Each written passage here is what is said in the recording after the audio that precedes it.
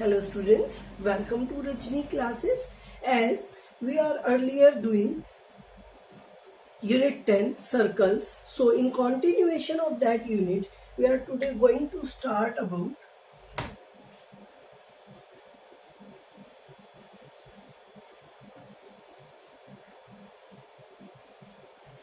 congruent figures. I know कि आपने first time ये वर्ड सुना है कॉन्ग्रेंसी या कॉन्ग्रेंट, ठीक है। तो आज हम इसी के बारे में पढ़ेंगे और इसी से रिलेटेड हमारी एक्सरसाइज 10.2 है। तो आज सिर्फ हम इसका बेसिक करेंगे, ठीक है। इजी है अगर आप ध्यान से समझेंगे तो, ठीक है। और ये हम unit I think triangle unit है आपकी 7 और 8, ठीक है। उसमें भी ये सब आता है, कॉन्ग्रेंसी ऑफ ट्राइंगल्स, ठीक है। तो कॉन्ग्रेंट फिगर्स से हम स्टार्ट करते हैं। कॉन्ग्रेंट फिगर्स होती क्या है, जैसे बेटा एक ट्राइंगल बनाई मैंने और एक दूसरी ट्राइंगल बनाई, दो ट्राइंगल्स ड्रॉ की मैंने। अगर ये दोनों एक दूसरे को कवर कर लेती है, अब देखो यहाँ पे हमें पता है ये वाली ट्राइंगल इससे छोटी है, तो अगर मैं इसके ऊपर इस ट्राइंगल को रखूंगी तो ये ऐसे आई, मतलब ये स्पेस बच गया, कवर नहीं किया उसने। दैट मीन्स ये कॉन्ग्रेंट नहीं है। कॉन्ग्रेंट फिगर्स वो होती है जो एक दूसरे को बिल्कुल कंप्लीटली कवर कर ले। मैं आपको कुछ एग्जांपल्स देती हूँ। जैसे ये दो बुक्स है, ठीक है, ये दो बुक्स है, ये एक दूसरे को कंप्लीटली कवर नहीं करती, ठीक है। छोटे वाली बुक है वो इसको कवर नहीं कर रही, स्पेस बच रहा है, तो इट मीन्स ये कॉन्ग्रेंट फिगर नहीं है। ऑल्दो अगर मैं ये दो बुक्स लेती हूँ, ठीक है, देखो अब आपको पीछे वाली बुक नहीं दिखाई दे रही, चाहे मैं ऐसे पकड़ूं चाहे मैं ऐसे पकड़ूं, नहीं दिखाई दे रही। इट मीन्स ये एक दूसरे को कंप्लीटली कवर कर रही है, तो ये कॉन्ग्रेंट है, ठीक है। हम कॉन्ग्रेंसी सिर्फ 2 डायमेंशनल फिगर्स में पढ़ते हैं, ठीक है। हम कॉन्ग्रेंसी सिर्फ 2 डायमेंशनल फिगर्स में पढ़ते हैं। लाइक ट्राइंगल्स में पढ़ेंगे, रेक्टेंगल में पढ़ेंगे। एक ये रेक्टेंगल है मेरे पास और एक और रेक्टेंगल है, ठीक है।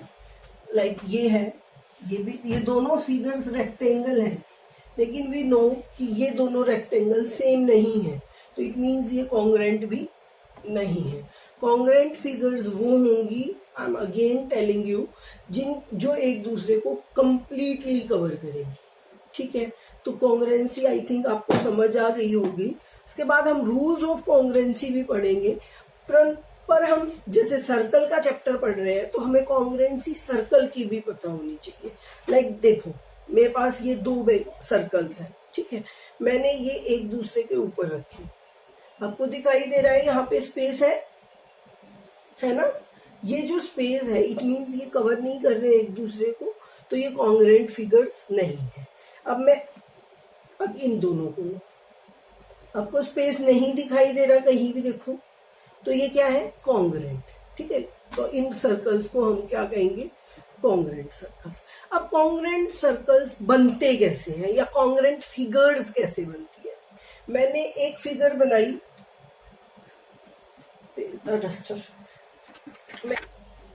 ठीक है। अब हमें पढ़ना है कि हमें कैसे पता चलता है कि ये फिगर्स कॉन्ग्रेंट है, क्योंकि नोटबुक पे तो हमने सिर्फ फिगर्स ऐसे ड्रॉ कर रखी होती है। एक फिगर ये है, ठीक है, एक ये है, लो मैंने बिल्कुल इस चीज में, अब इसमें थोड़ा सा डिफरेंस है। हमें कैसे पता चलेगा ये कॉन्ग्रेंट फिगर्स है ना। हम कोई पेज टीयर करेंगे नहीं, इनको कट करके उसके ऊपर करके तो देखेंगे नहीं। नोटबुक पे हमने फिगर्स बनाई है, हमें पता करना है ये कॉन्ग्रेंट है कि नहीं है, तो हम इसको फाड़ के या कट करके तो चेक नहीं कर सकते। तो इसकी सम प्रॉपर्टीज होती है, ठीक है।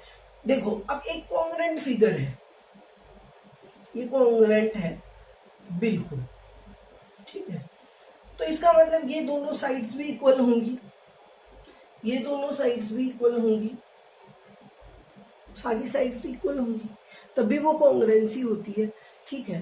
तो जब हम ट्राइंगल की कॉन्ग्रेंसी पढ़ते हैं, ठीक है, क्योंकि आपके चैप्टर में आएगा ट्राइंगल्स, ओके, तो ट्राइंगल्स आएगा तो हम ट्राइंगल्स को बेस लेके चलते हैं।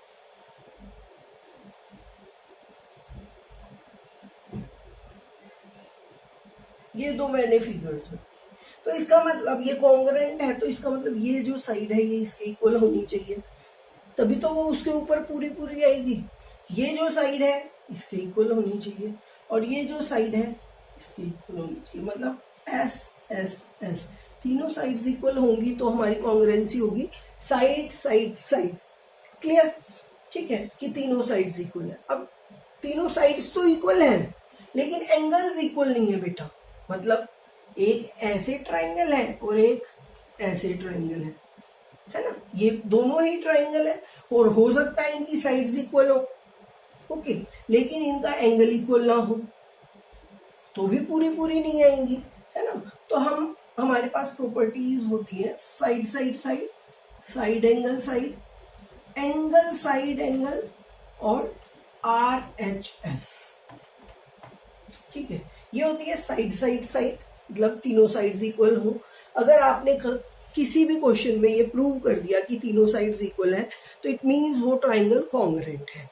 उसके बाद साइड एंगल साइड से भी, ठीक है, बाकी हम ये डिटेल में 7th चैप्टर में, ट्राइंगल वाले चैप्टर में पढ़ेंगे। अभी हम सर्कल कर रहे हैं। तो जैसे हमने ट्राइंगल्स की कॉन्ग्रुएंसी चेक करने के लिए साइड्स को, एंगल्स को देखा, इसी वे में अगर हमें सर्कल्स की कॉन्ग्रुएंसी चेक करनी है तो हम क्या देखेंगे। ऐसे ही सर्कल्स की जब हम कॉन्ग्रुएंसी चेक करते हैं तो हमें क्या ध्यान में रखना होगा। अब ट्राइंगल्स में तो साइड होती है, सर्कल्स में क्या होता है बेटा, सर्कल्स में बेसिक क्या होता है, हमने सर्कल्स पढ़े ना। अब ये सर्कल इतना छोटा सा है, ये इतना बड़ा है, डिफरेंस क्या है दोनों में, किस चीज का डिफरेंस है, इस रेडियस का ही डिफरेंस है ना। तो इसका मतलब जब हम सर्कल की कॉन्ग्रुएंसी देखते हैं तो क्या ध्यान में रखते हैं, रेडियस को। अगर इनका रेडियस इक्वल होगा तो ये दोनों क्या है, कॉन्ग्रुएंट है, नहीं होगा तो ये कॉन्ग्रुएंट नहीं है। इट मीन्स सर्कल की कॉन्ग्रुएंसी सिर्फ और सिर्फ रेडियस से चेक करते हैं। अगर आपको किसी ने कहा 2 सर्कल्स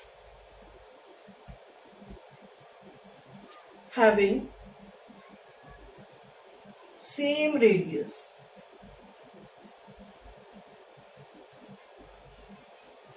तो इसका मतलब क्या है कि वो दोनों सर्कल क्या है, कॉन्ग्रुएंट है। क्या है, कॉन्ग्रुएंट है। ऐसे ही किसी ने आपको कहा 2 सर्कल्स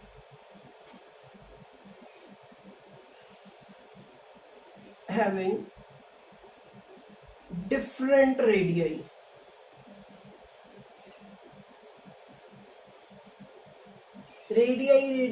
रेडियस का मतलब ज्यादा, एक से ज्यादा रेडियस होते हैं तो हम रेडियाई यूज करते हैं, मींस रेडियाई रेडियस का प्लूरल होता है।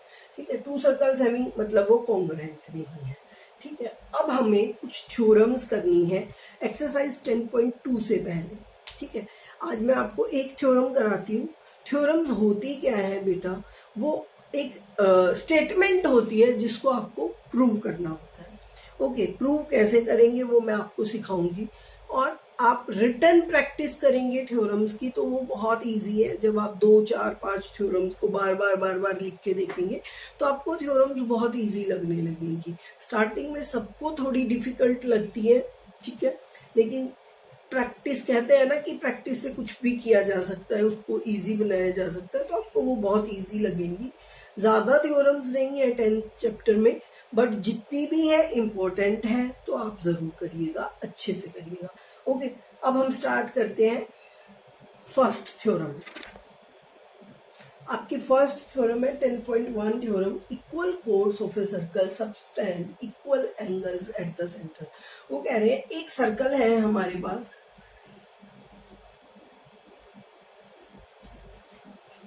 इसमें 2 कोड्स हैं। मैंने एक कोड यहाँ ले ली, एक यहाँ ले, ये आपका सेंटर है। तो वो कह रही है जब ये सेंटर पे मिल रही है ये कोड ऐसे,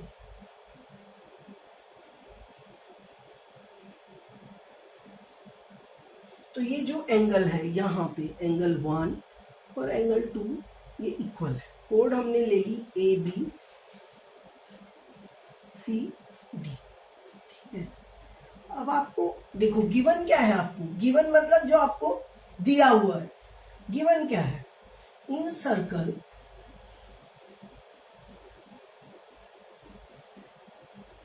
AB and CD are two equal chords.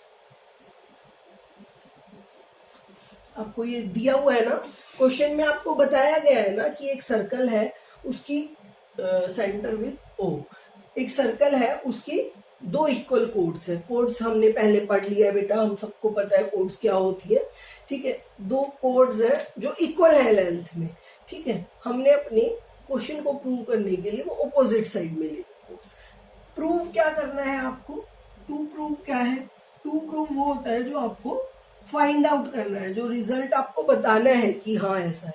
क्या पूछा है उसने, ठीक है, उसने पूछा है equal codes of a circle subtend equal angle at the centre.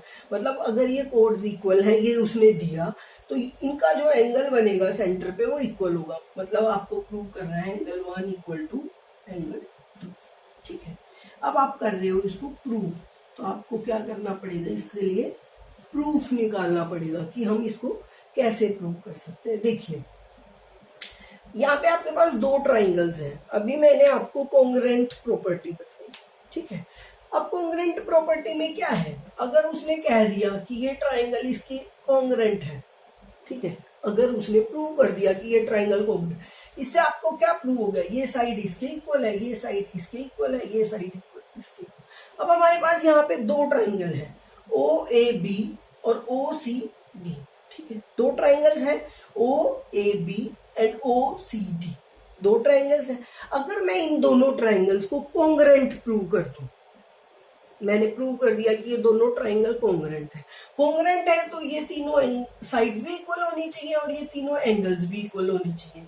मैंने प्रूव कर दिया कॉन्ग्रुएंट है, तो मैं कह दूंगी कि हाँ एंगल्स भी इक्वल होंगे। अगर कॉन्ग्रुएंट है तो एंगल्स भी इक्वल होने चाहिए और साइड्स भी इक्वल होनी चाहिए। तो हम स्टार्ट करेंगे इन ट्राइंगल्स। ये ट्राइंगल का साइन होता है बेटा, आप पूरा ट्राइंगल लिखने की जगह ट्राइंगल्स को ऐसे लिख सकते हैं। बहुत छोटी छोटी सी बातें हैं, आप डेली बेसिस पे यूज करेंगे तो हैबिचुअल हो जाएंगे और आप कर पाएंगे। Okay, triangles AOB and COD, दो ट्राइंगल है हमारे पास AOB और COD। अब हमें पता है AB CD के इक्वल है, पता है क्योंकि हमारे क्वेश्चन में दिया है उसने कि AB और CD इक्वल है, ठीक है। तो AB इक्वल टू CD कैसे, गिवन, उसने हमें ऑलरेडी बताया है कि AB CD के इक्वल है। ओके, नाउ अब मैं कह रही हूं OC is equal to OB, agreed और नॉट, आपको लगता है ऐसा कि नहीं, OC is equal to OB। और मैं ये भी कह रही हूं, मतलब ये वाली लाइन इसके इक्वल है और ये वाली इसके इक्वल है। क्यों, बताओ क्यों? चलो आप तो नहीं बता सकते, सोच तो सकते हो, मैं बताती हूँ क्यों। क्योंकि ये भी रेडियस है और ये भी रेडियस है, मतलब ये चारों रेडियस है तो चारों इक्वल होंगे। लेकिन हम इसको इसके भी कर सकते हैं, इसको इसके भी कर सकते हैं, नो प्रॉब्लम। पर हमने अपनी सहूलियत के लिए क्या लिया कि ये इसके इक्वल है, तो दो लाइनें लगा दी, मतलब ये इसके इक्वल है और ये एक सिंगल लाइन वाली सिंगल लाइन के इक्वल। ओके, तो हम यहाँ पे लिखेंगे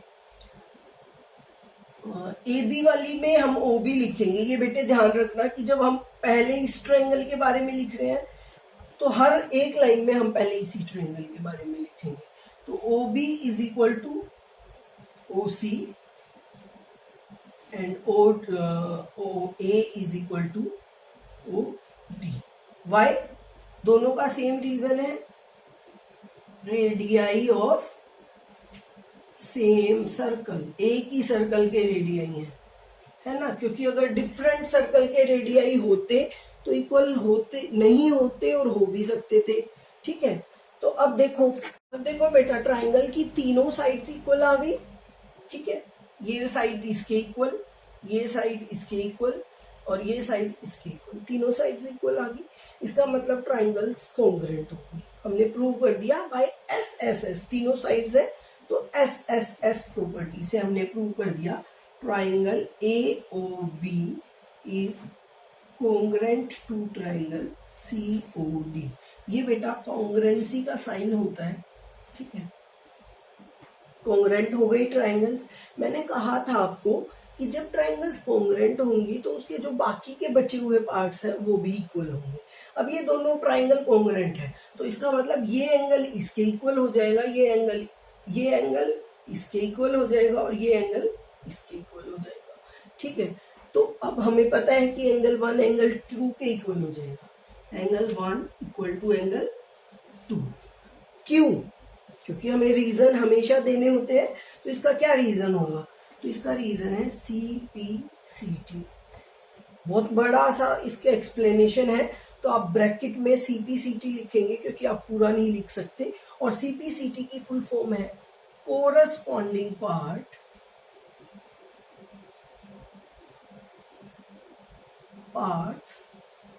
ऑफ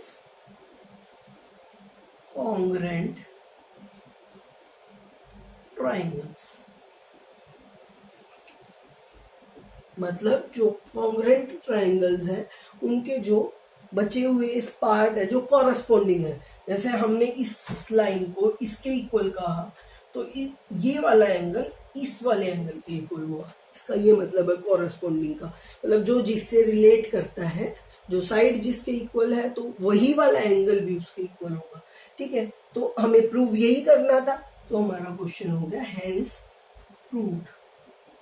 ठीक है, ये एक थ्योरम मैं आपको करा रही हूँ, बाकी की हम नेक्स्ट लेक्चर में करेंगे। ओके, तब तक आप रिवाइज कीजिए अच्छे से, रिटर्न प्रैक्टिस कीजिए।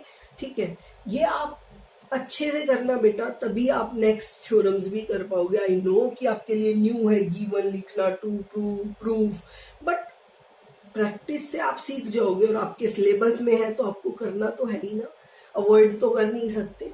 ठीक है, तो okay, till then bye and watch my videos, like my videos, and if you have any problem then comment in comment box and subscribe my channel. Thank you very much.